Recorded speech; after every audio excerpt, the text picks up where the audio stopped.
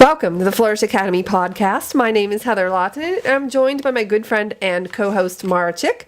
We believe everyone can be successful in any endeavor they pursue, whether it's personal or professional, by constantly nourishing your mind, reading books. You can impart wisdom and tactics into your life and business.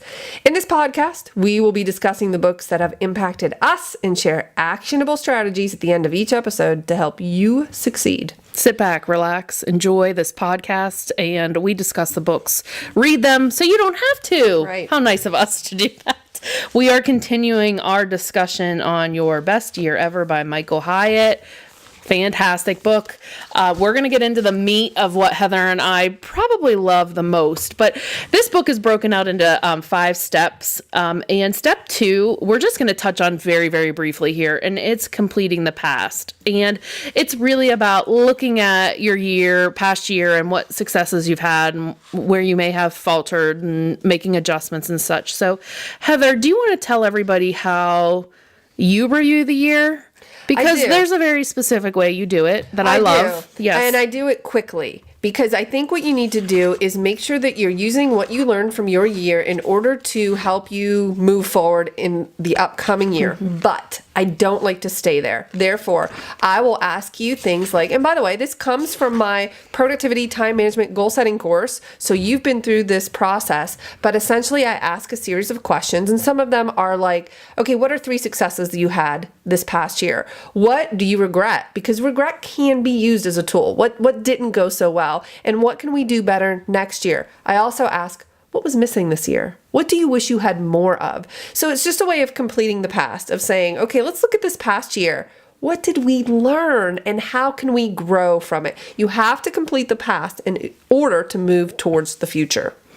Do you know what I always say is missing from my last year when we review it? Do you know what it is every year when we review it? Is it a vacation? Oh, that would be a good one. But it's kind of along the same lines. It's always margin. I always feel like I don't have enough margin. So it's always a good reminder that, hey, Mara, you need some margin in your life. So you're pretty slow to learn. When are you going to pick up on that? Because I think another couple years I'll have it figured out. We're about 6 years in now. No, and you still don't have it figured out. That's okay. I'm just too gung-ho about what I'm doing. Like, I get too excited and I just love what I'm working on. So in chapter 6 here, Michael just talks about a couple things that I want to touch on. And we've talked a lot about gratitude in the past in the podcast, but he says this: gratitude has the potential to amplify everything good in our lives. It is the best remedy I know for the affliction of scarcity thinking, and the best way to cultivate a mindset of abundance. Because when you're grateful and you have gratitude, you see so much more gratitude, like so much to be grateful for. You know what I mean? You're looking for it. It's not this elusive thing that you're trying to find. Like, there's nothing to be grateful for. Right. There is a ton of stuff to be grateful for. I'm grateful that my hair curled today. Even little things, right? Even little things matter to me. You something. Do you have a daily gratitude practice? I do, And what does it look like? So every evening before I read, because I'm very strict with my evening routine, I write down 3 things I'm grateful for that day. And I actually, what I do before I write the 3 things is I go back and look at the last week's worth of things and see like what I have put down, because sometimes I don't like to put the same thing. Like, in the heat of summer, I'm thankful for air conditioning. Mm-hmm. In the dead of winter, I'm thankful for heat. But I try to find things every day, even when, I've been struggling a lot, like with my physical health, with my back issues and stuff. So sometimes it's really hard to search for things to be grateful for, but I write them down because I'm going to look for the small things too. Like, hey, that cashier gave me a smile. Like, even those little things, because usually when I walk into stores, people are miserable. Right. So if someone gives me a smile, it's a whole new ball game for me. What about you? Well, I tried to do that because I know you've been doing that, and I know how powerful it is. You're very good at writing and journaling, and it's not my current strength. So I was trying to figure out a way to hack it. So it wasn't working for me, writing down the 3 gratitudes. So I partnered up with a friend. Her name is Brittany. She listens to the podcast. And every morning we text each other 3 things we are grateful for. So we're accountability partners. So that way, like, I have to remember I'm going to text her. She's going to text me. So it just keeps you accountable. When I was writing it down, I didn't have that and I couldn't make it happen. So I had to hack it. Another thing I do is every night at dinner, our family eats dinner together every single evening. I will go around the table and I will say, what went right for you today? So as a result of asking that question every day, even though it gets on the nerves of my children, they have now started to look for it throughout their day. I know they have, even if they didn't admit it. They are paying attention during the day because they know I'm going to ask them and they have to have something to say at dinner. So I think that that's a good way to get children, well, and adults alike, to focus on what is going well. If you know you have to write it down or share it, you're paying attention. And that turns on your reticular activating system, so you're just constantly scanning for good instead of bad. Yes. So you should go have dinner with Heather. Apparently, if you're ever asked over They dinner, love it, but they like to they be do tight love about it, but they don't want to. They don't want you to know. Right. And then as he wraps up chapter 6 here, he just says, "The future is bright. The truth is that you will never have more of what you want until you become thankful for what you have. Ingratitude creates instant victims in our culture of scarcity, but giving thanks for outrageous abundance inoculates us from the sense of fear, failure, and discontent we sometimes experience, and instead creates a path toward success, joy, and fulfillment." And I think that's a great way to lead into step 3 of this book, which is designing your future. So this is really the meat of the book for us, which is creating your goals. And he goes through, if you've ever gone through goal setting, you know about the SMARTer system. But Well, now hold on. before we get there, It was always the SMART system. smart system, and he made it smarter. the smarter system, Which is yes. fantastic. Yes. Okay, so he talks really quick here in, what chapter are we on? 7? We are on chapter 7, yes. page 105. Page 105. So, and I'm just going to read this really quick to you, and then I'm going to give you a stern warning. Committing your goals to writing is not the end game, but it is foundational for success for at least 5 reasons. First, it forces you to clarify what you want. Second, writing down your goals helps you overcome resistance. Third, it motivates you to take action. Fourth, it filters other opportunities. Fifth, it enables you to see and celebrate your progress. Okay? Now, we talked about this in depth. In depth. Like very in depth when we discussed we did the episodes on Henriette Klauser, you know, I like to say her name fancy. His book, Write It Down, Make It Happen. So go back and listen to those episodes. Critical. It's critical. There to understand why it's so important to write it down.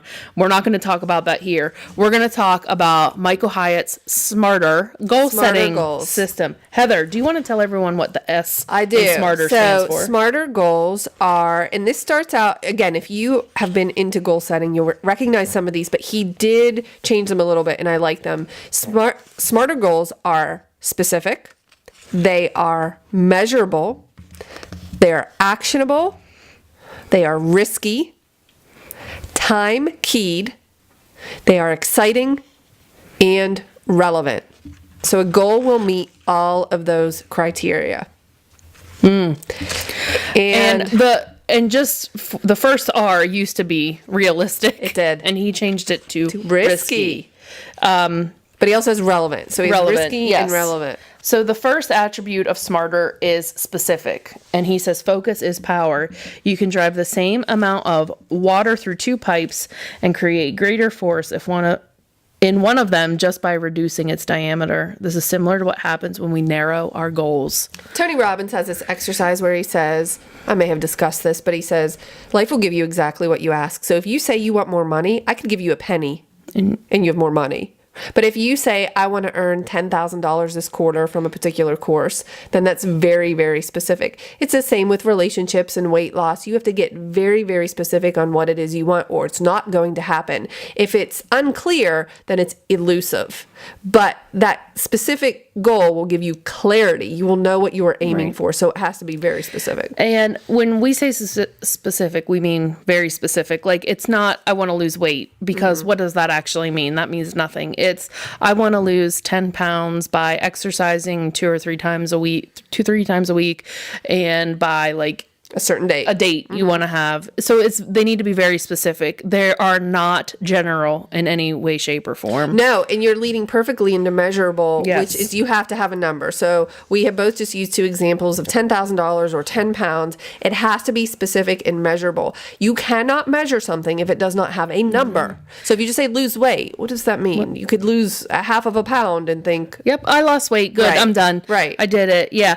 And I think when it's measurable, and he says here, it allows you to celebrate milestones and set markers along the way, which is great because like I can know, okay, good, hit that goal. What's next? Because I always follow up, like when I hit something and I check it off my list, I'm like, okay, what's next? Like, what is the next logical goal that I'm going to have after I've now completed that one? And sometimes you can't see it when it's just this elusive thing in the air. Right. So 3, actionable. Heather. yeah, talk to us about actionable. What does he mean when he says actionable? Okay, so I'm going to read directly what he says. The third attribute of smarter goals is that they're actionable. Goals are fundamentally about what you're going to do. As a result, it's essential to get clear on the primary action when formulating your goals. How? It may sound simplistic, but I find it's best to use a strong verb to prompt the action you want to take. You don't want something like am or be or have. You want a verb like run, finish, or eliminate.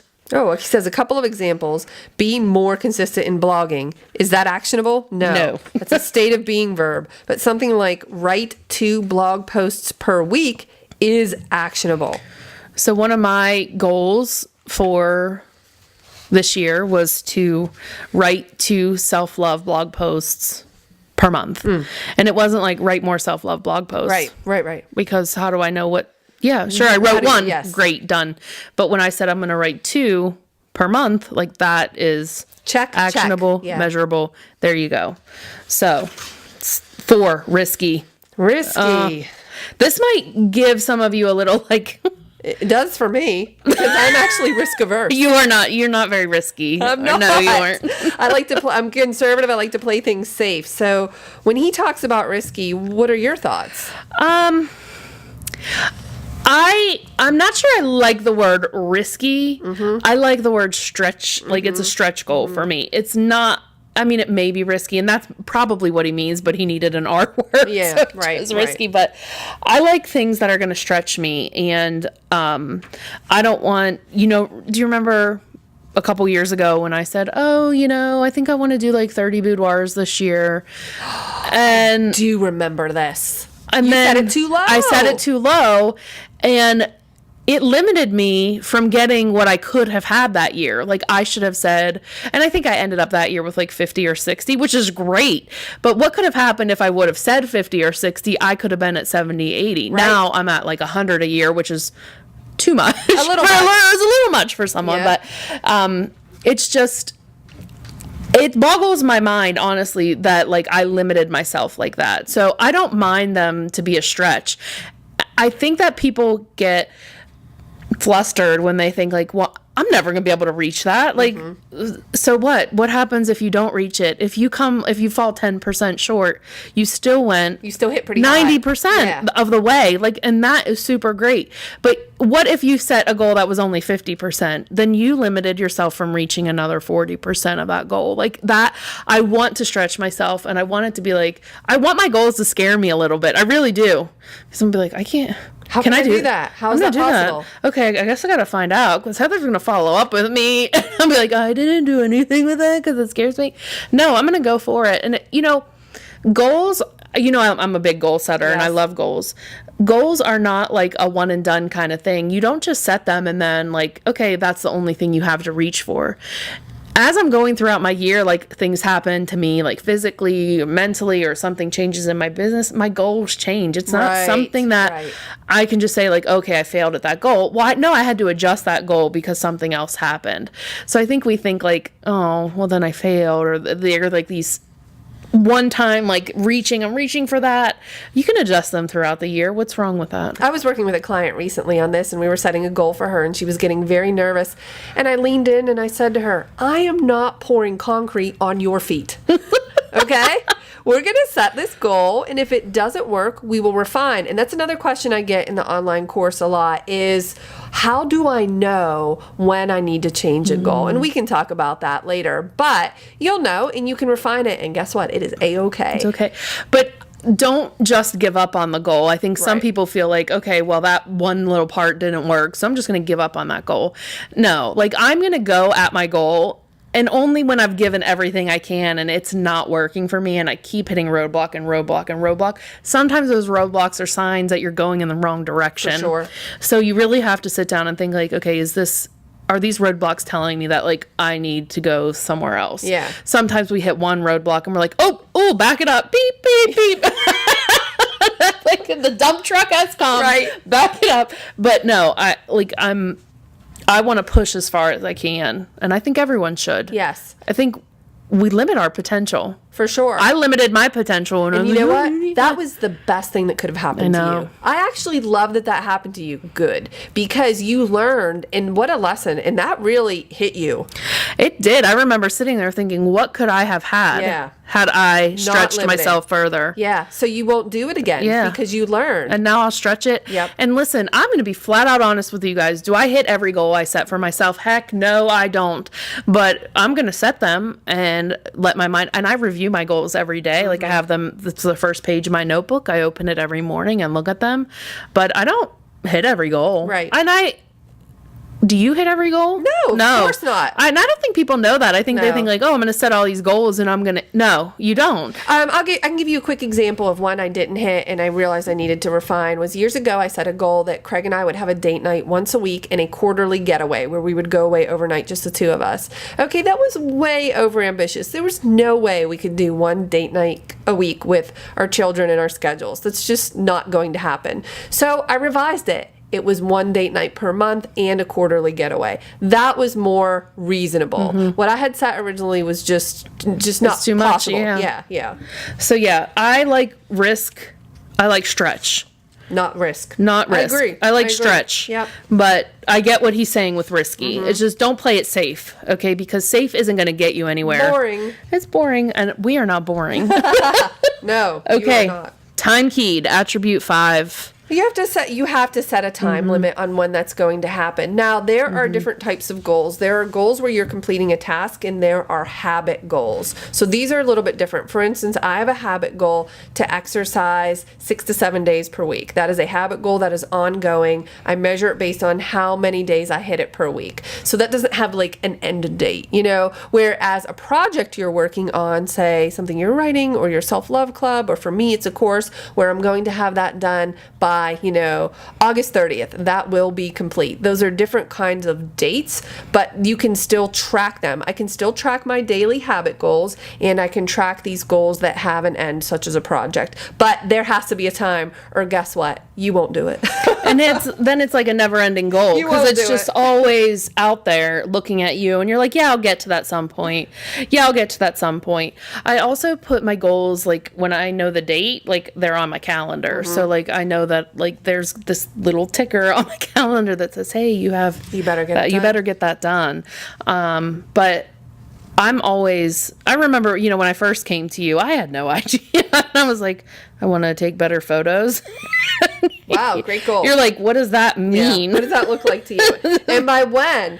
And he also says you don't want to have a date that's too distant in the future, because a lot of people on January 1st will set a date of December 31st that they want to accomplish something. Well, the year happens and things shift and evolve. So a lot of my goals tend to be in the quarterly fashion. I was just going to say that. Yeah. There's a lot of quarterly goal setters. A lot of quarterly goals. And there are bigger goals, like if you have a goal to pay off your debt or your house or your car, that's going to be longer term, and how you approach that. But for the most part, these project type goals for me are set quarterly. Yeah. And I always have, like, with my one big goal, I usually, like, because there's a lot, like, with my big goals, I always have, like, these sub goals. Like, I have this Women's Day event that's coming up next year, and then I have, like, the little things that I want to get done. So I'm always tracking those sub goals too. So don't think like you just have this one goal, and it's all like I have sub goals for every little thing to get me to that date, because I'm measuring them out, knowing like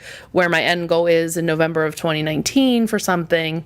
I have to have this done by this done by this. So Correct. yeah. You break it down. Yeah. Okay, here are a couple of the things that Michael added. The E The of ER, smarter. smarter. So E stands for exciting. They inspire you. I guess just don't have a boring goal or what's going to drive you to do it. I know sometimes when I set goals, I'm like, okay, and that's all I want to focus on. Like, I have to do it. I want to do it. I'm so excited. I wake up every morning amped and ready to go. I'm right up at that desk and I am working my little butt off. Not little. I don't have a butt, literally, but that's not the point. That's not the point. But so I'm constantly working. Do your goals excite you?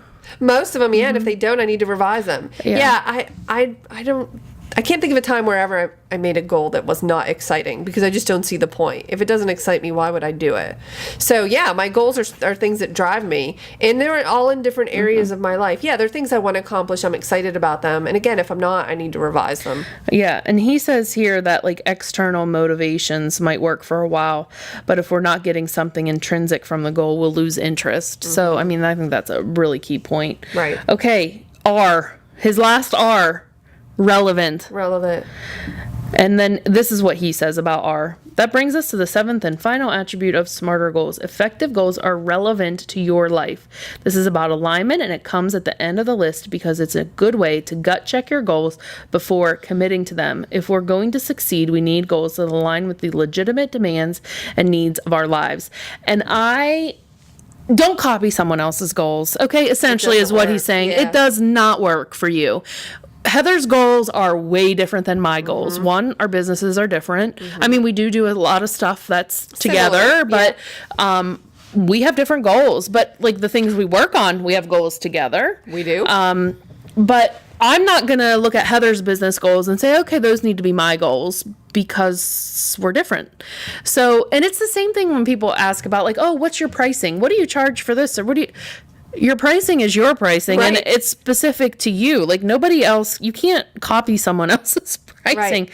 So it's the same thing with goals. Are they relevant to you and your life? Sense? Yes. Do you have young children? Are you an empty nester? He says this, are your kids in college? Do you have kids? Do you do things? Are you involved in your community on the weekend? Are you involved in a church? So are you not? There's just so many different areas that are absolutely completely unique to you, much like your DNA and your fingerprint. Everyone's is completely different. Yes. And remember, you're setting goals in every area of your life, not just your business goals, like you're setting physical goals. Heather talked about her goals with her workouts. Parental goals, she sets relationship goals. I mean, I have goals with my husband, who I don't even think he knows we have goals. But you have them. But I have goals. So I think he's oblivious. And like social goals and stuff, because I feel like, we've talked about this as entrepreneurs. We're very isolated and, kind of in our own world. So he has a lot of examples in the book, and I think that can be helpful to maybe get your ideas flowing. Yeah, and he has a goal setting template that actually helps you put in actionable, specific, measurable, risky, exciting, and time keys so that you know exactly what you're doing. You know what? I can add in the blog post for this podcast, in our show notes, we can put a link to my daily success goal sheet that I use. That might be helpful. Awesome. Because I have 3 daily success goals that I do. So I have my overall goals. And again, like you just mentioned earlier, I break them down. And then every day I know what to work on because I have 3 things I need to accomplish that day that are leading me towards my bigger goals. So I'll put that on the website for people to download. Awesome. So that'll be our strategy for this week is go to the show notes and get Heather's downloadable little sheet that she'll put together for everyone. Isn't that great? Oh, you're so sweet to give that to everybody. Thank you. All right, everyone. Thanks for listening. Heather, as we wrap up, how can everyone support this podcast? We need you to please subscribe and like and share and leave a review. Please, it helps. It does help. It really helps. And if you prefer video, you can watch and subscribe to us on YouTube. Just go to Flourish.Academy.tv. And if you want to purchase this book or any of the books we discussed, please use the Amazon link below. It's our affiliate link. It helps to offset just some of the costs associated with producing the podcast. Oh, my. Thank you, everyone, so much for listening. We'll catch you next time on the Flourish Academy podcast.